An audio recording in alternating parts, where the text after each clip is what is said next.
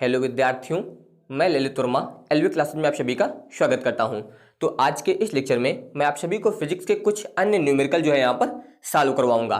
तो इसमें जो पहला क्वेश्चन लिया गया है, क्वेश्चन है कि 3 सेल समांतर क्रम में जुड़े हुए हैं। जैसा कि यहाँ पर आप देख सकते हैं, यहाँ पर ये पहला सेल, दूसरा और ये तीसरा, ये तीनों यहाँ पर जो है समांतर क्रम में जुड़े हुए हैं और उनके समान ध्रुव एक साथ नगण्य प्रतिरोध के तारों से जो है यहाँ पर परिपथ में जुड़े हैं। दिए गए परिपथ में प्रत्येक सेल से बहने वाली वैद्युत धारा की गणना कीजिए, यानी कि प्रत्येक सेल से बहने वाली धारा यानी कि I1, I2 और I3, इनके मान आपको ज्ञात करने हैं। और साथ में लिखा है कि प्रत्येक सेल के सिरों के बीच विभवांतर भी ज्ञात कीजिए। तो यहां पर आपको विभवांतर ज्ञात करना है, इसके अलावा धारा ज्ञात करनी है। तो सबसे पहले ध्यान दीजिए, यहां पर पहला सेल क्या है, E1। तो यहां पर आप लिखेंगे E1 सेल से प्रवाहित धारा से प्रवाहित धारा। तो यहां पर ध्यान दीजिए, E1 सेल में प्रवाहित धारा यहां पर है I1। तो यहां पर आप लिखेंगे I1 बराबर, सूत्र प्रयोग किया जाएगा E1 बटे में हो जाएगा R1। E1 का मान दिया गया है 6 वोल्ट, यहाँ पर लिखेंगे 6। R1 इसका मान दिया गया 2, यहाँ पर जब 2 से भाग करेंगे तो 2 तिहाई 6 यानी कि 3 एम्पियर, एक मान आपका ये आएगा। दूसरा यहाँ पर ध्यान दीजिए, E2 सेल से प्रवाहित धारा, तो यहाँ पर धारा है I2, इसका मान ज्ञात करना है। सूत्र प्रयोग करेंगे E2 बटे में हो जाएगा R2, इसका मान दिया गया आपको 4 वोल्ट 4, और R2 इसका भी मान 2 से आप भाग करेंगे तो 2 दूनी 4 यानी कि 2 एम्पियर, ये हो जाएगा। इसके बाद तीसरा ध्यान दीजिए, E3 सेल से प्रवाहित धारा,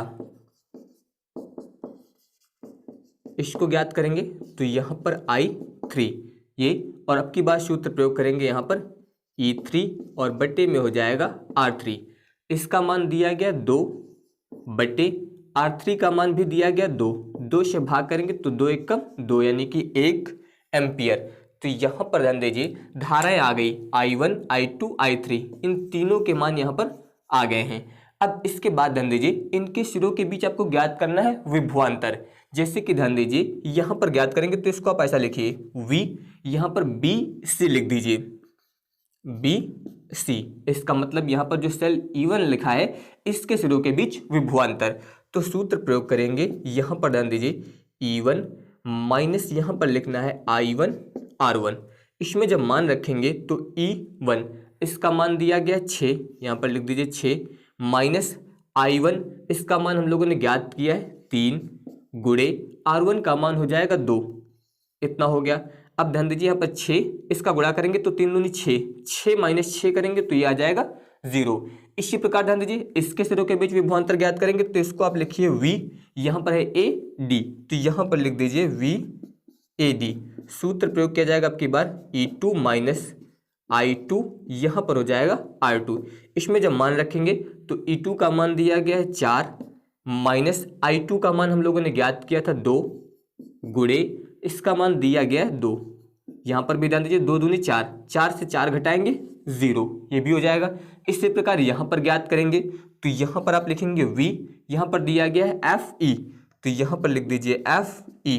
तो अब ध्यान दीजिए, सूत्र प्रयोग किया जाएगा E3 माइनस I3 R3, इसमें मान रखेंगे तो इसका मान दिया गया है 2, यहाँ पर हो जाएगा माइनस I3, इसका मान ज्ञात किया गया था 1, गुणे यहाँ पर ध्यान दीजिए R3 का मान है 2, यहाँ पर आएगा 2 एकम 2, 2 से 2 घटाएंगे 0, तो विभवांतर यहाँ पर तीनों में कितना है, 0 है।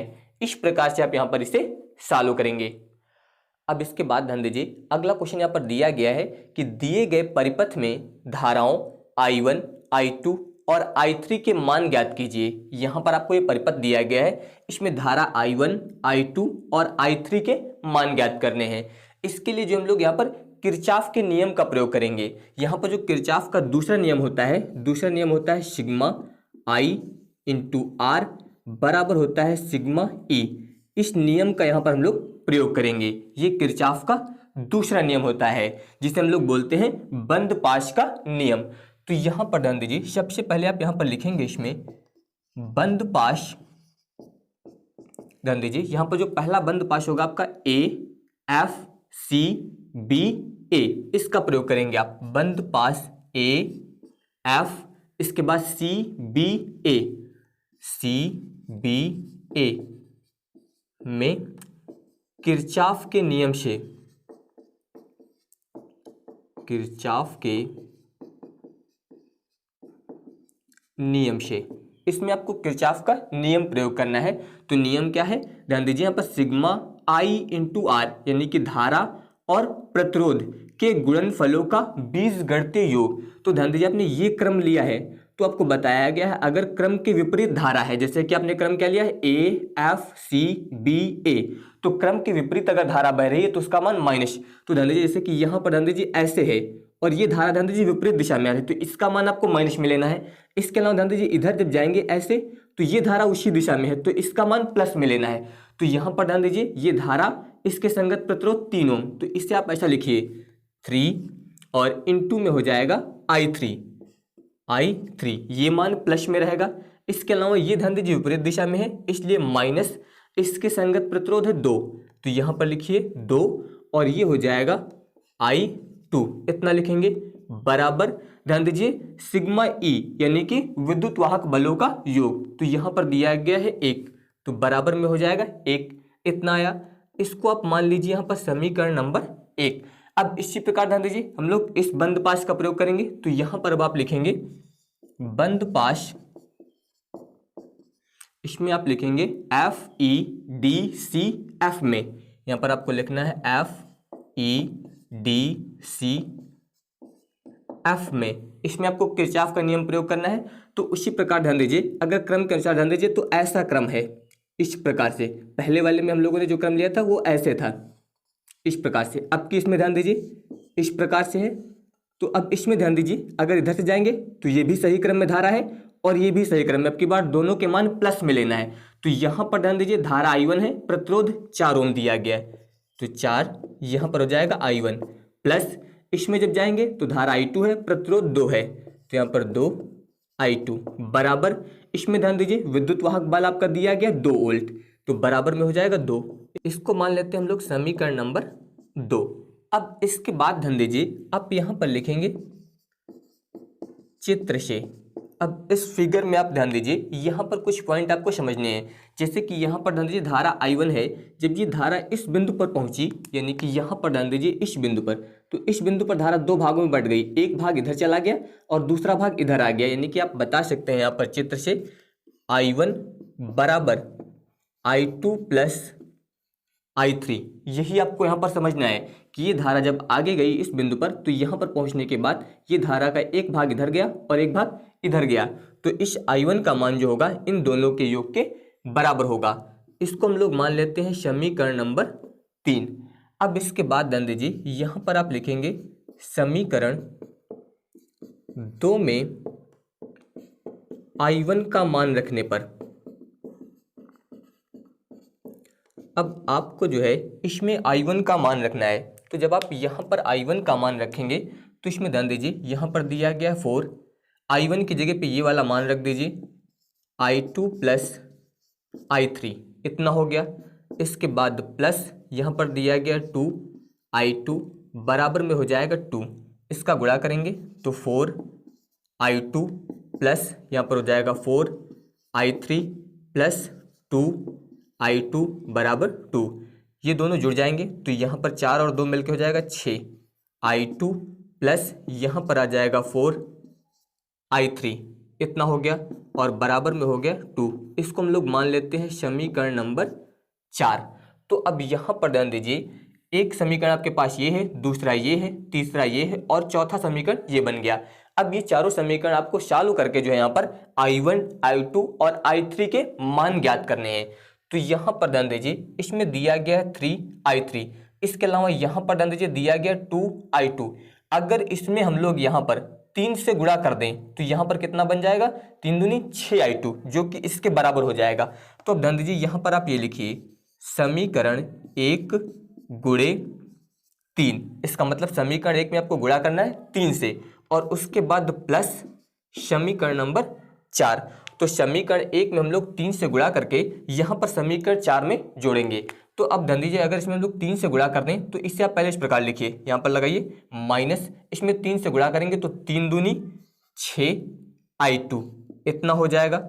इसमें ध्यान दीजिए 3 से गुणा करेंगे तो यहाँ पर प्लस 3 त्रिक का 9, केवल ये पहले लिख दिया गया है और इसको बाद में लिखा गया, तो 3 त्रिक का 9i3 3 से गुणा कर दिया गया, बराबर यहाँ पर 3 से गुणा करेंगे तो 3 एक कम 3 इतना हो गया। अब इसको जोड़ना किसमें, समीकरण 4 में, यानी कि इसमें, तो यहाँ पर दिया गया है 6i2, इसके बाद हो जाएगा प्लस यहाँ पर 4i3 बराबर में दिया गया 2। इसको आपको जोड़ना है, तो जब यहाँ पर आप इसको जोड़ेंगे तो यहाँ पर ध्यान दीजिए ये माइनस प्लस कट जाएगा, ये दोनों जुड़ेंगे तो 9 और 4 मिलके आएगा 13i3 बराबर, ये जुड़ेंगे तो 3 2 5, यानी कि यहाँ पर ध्यान दीजिए i3 बराबर आ गया 5, ये इधर आएगा तो बटे में 13, यहाँ से जो है i3 का मान ज्ञात हो गया।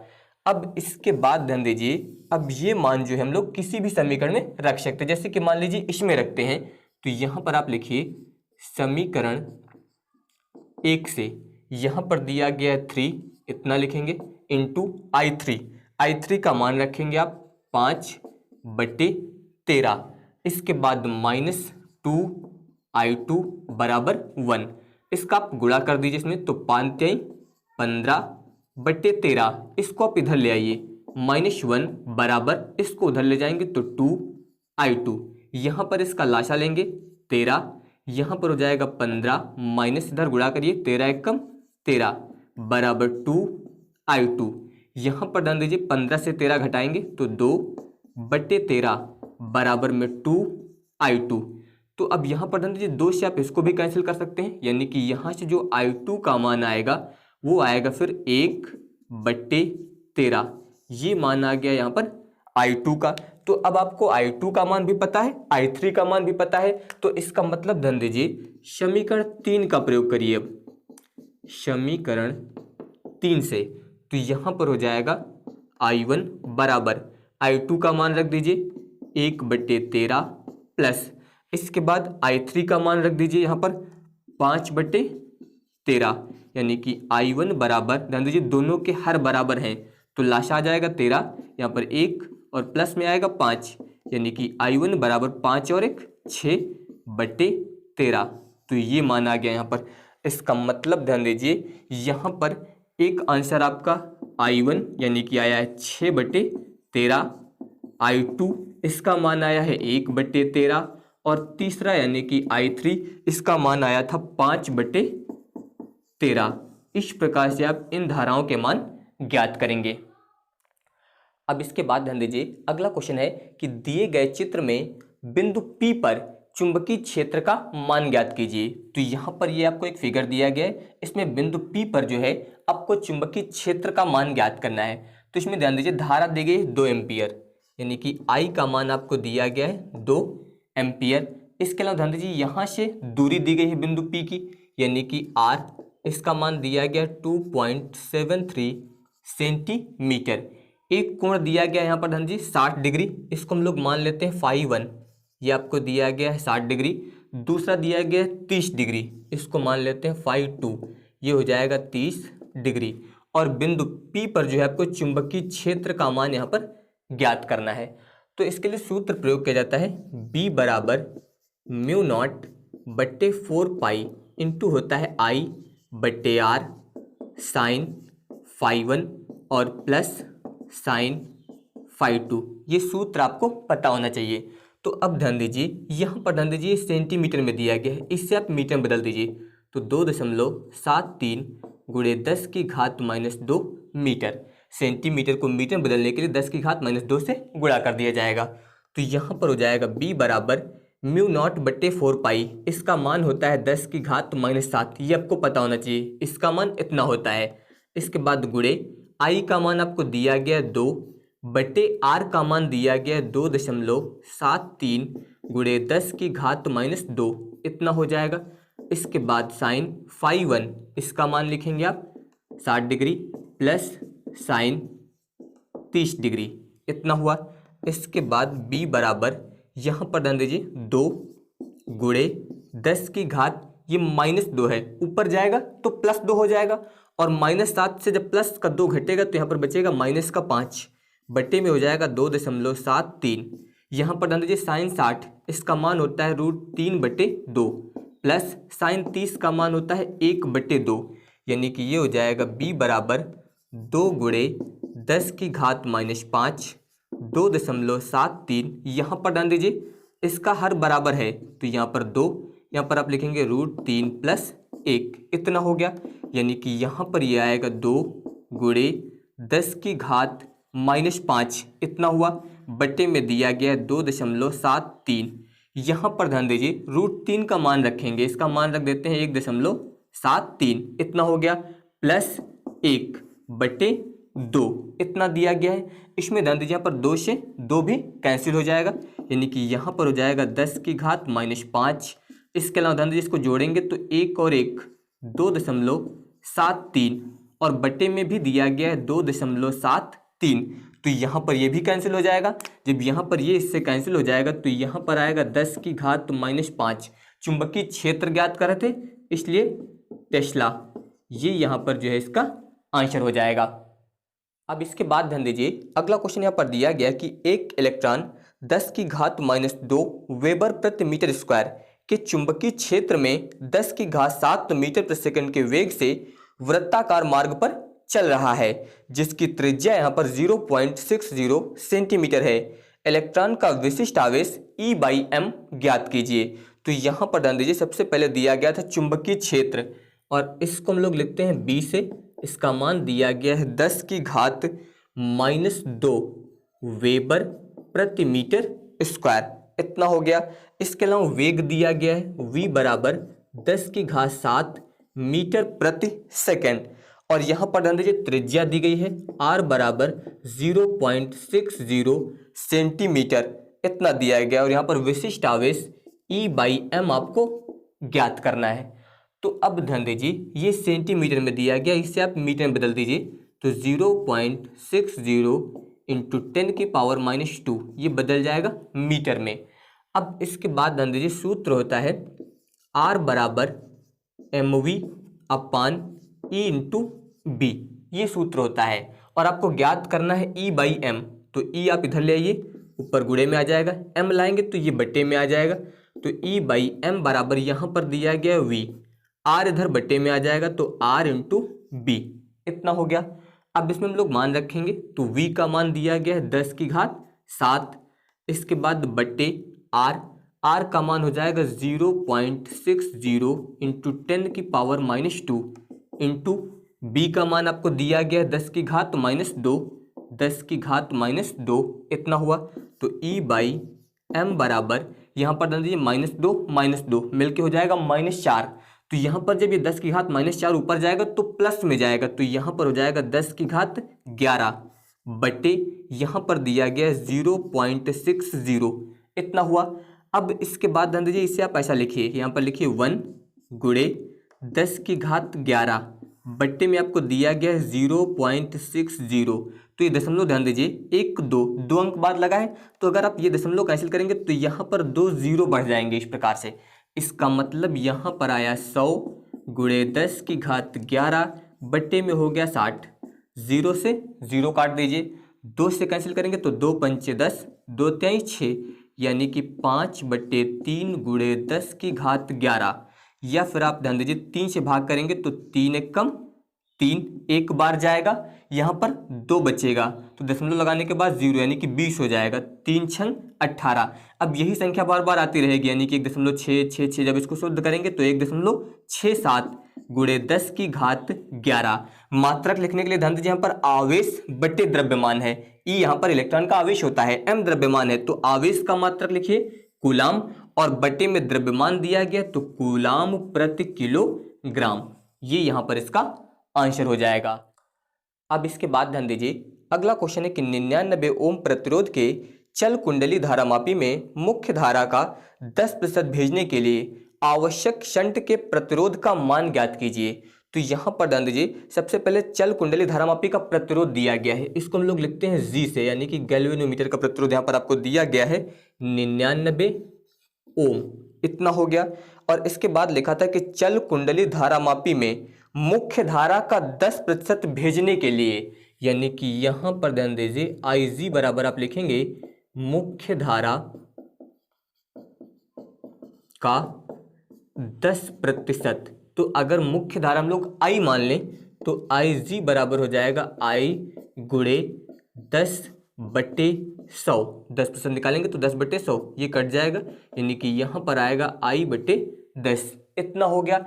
यहाँ पर आपको शंट तार का प्रतिरोध ज्ञात करना है, तो सूत्र होता है यश बराबर Ig बटे में होता है I माइनस Ig, इसके बाद यहाँ पर G, Ig का मतलब ये गैल्वेनोमीटर में प्रवाहित धारा है, इसलिए यहाँ पर G लिखा गया है। तो यश बराबर इसका मान ध्यान दीजिए रखेंगे I/10, तो यहाँ पर हो जाएगा I बटे में 10, फिर बटे I माइनस इसकी जगह पे भी लिखना है आपको I/10, इतना हो गया।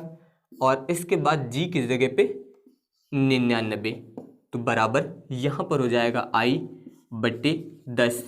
इसमें ध्यान दीजिए इसका लाशा लेंगे तो लाशा आएगा 10, इधर गुणा करेंगे, यहाँ पर हो जाएगा 10I माइनस I, इतना हो गया।